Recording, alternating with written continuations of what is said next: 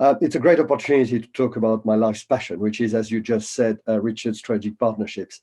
And of course, one of the outcomes, which is growth in every meaning of the world. What I probably do is talk about around 4 points. The first one will be taking inspiration from the Managing Partners Forum, then defining a bit strategic partnerships. Following this, I'll bore you with what my COVID years has been, and finally invite you in the magic of successful partnership, if that's okay. So starting with the Managing Partners Forum, and specifically of its last year's coveted awards. Last year, the winner of the category I was privileged to be a judge of was the combination of a business management consultancy in partnership with one of our greatest universities. What they had done over time was to develop a method to align learning and development with board strategies.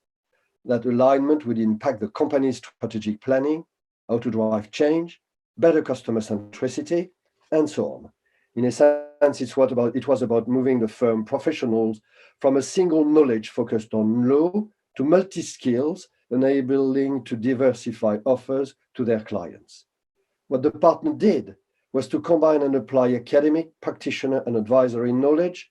Each party was bringing a unique capability and managed to, in doing so, over time, enhance each other's success. A brilliant award, which I think the four of us voted unanimously as the first one among a very high level set of competitors.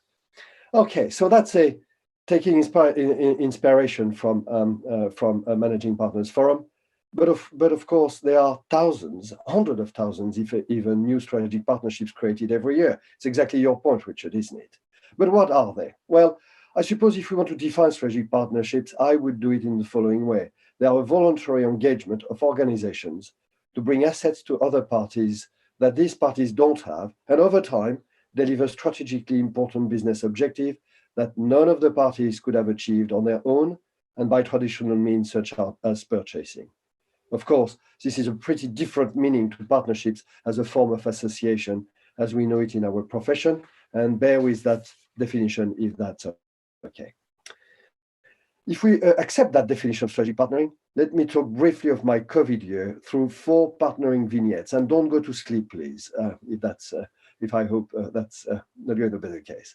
The first one is, we've been very privileged to contribute to the massive national PPE and ventilators challenge. You will remember these times when we didn't have these equipments available for caring people. In fact, here, the partnership practice was about getting the private sector to punch above their weight and take decisions and do things that they wouldn't probably not have taken or done, at least in the same way in normal times. For example, to create onshore manufacturing capacity.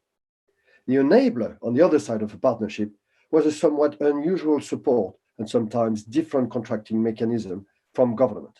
The partnership came from the approach and the ways of working adopted by the parties throughout this crisis resolution. My second vignette now. A couple of weeks ago, we merged 2 massive hospitals, one of which I am a non-executive director. These are Guy's and St Thomas's on one side of the river, and the Royal Brompton and Airfield NHS Foundation Trust on the other side of the river. The only way that this amazing story could be achieved was to develop over the last 3 years a deeply partnering approach between the institutions and their involved people. With much more of this to come, the outcome will be a world-scale integrated care and research organization for cardiovascular and respiratory disease. My third anecdote relies on that during COVID, and probably in an invisible way, I hope in an invisible way, actually, nuclear submarines and defense surface ships need to continue playing their role to protect the country, notably by ensuring deterrence. And this has to happen irrespective of potential major staff issues or whatever might arise from a COVID context. Only infinitely cooperative and integrated ways of working between the multiple involved parties can provide the nation with that assurance. You'll be relieved that I'm getting into my 4th and final example, and that relates onto building a nuclear plant. As you can imagine, many organizations participate to their construction and have to work in a deeply continuing cooperative manner over years and years, so their respective works combine in the best way possible, and of course, provide value for money. If you think about Hinkley Point C and Sizewell C, this is a challenge that only partnerships can truly handle. I'm sorry that these examples might look slightly different to the world of professional services companies, except that it is a professional service company that provides the expertise to set up and nurture this relationship and combine these joint endeavors to make them work and perform jointly. Now to my final point on the magic of partnerships and how it applies to our professions.